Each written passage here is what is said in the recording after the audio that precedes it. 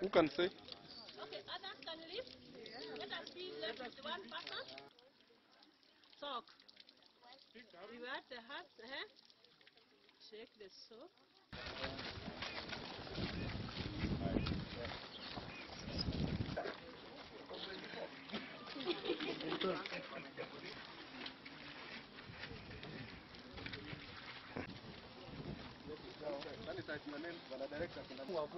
It's good to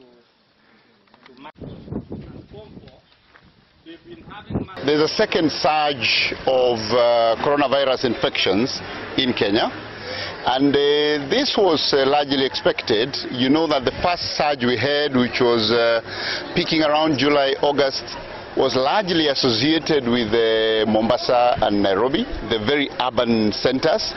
And then after that, we had, of course, the spread of the virus to other counties.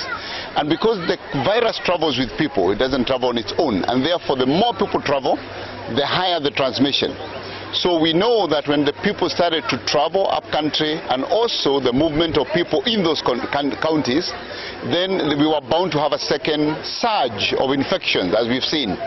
Now, you know very well that the second surge has been associated largely with Nakuru, Eldoret, Kisumu, and other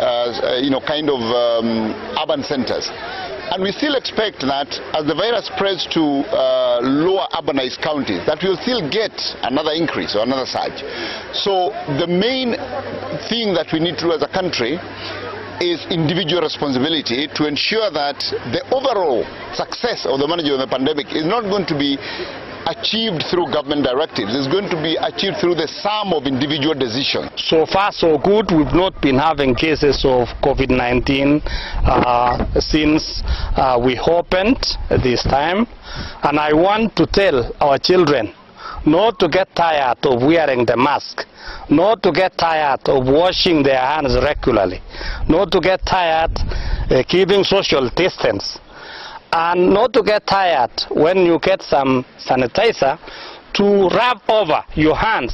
Since the opening, we've done all our level bests. No case of anything of any boy having diagnosed or having any symptoms. So we thank God for that, and we are saying we are ready to fight this disease, and I know through God we are going to defeat it.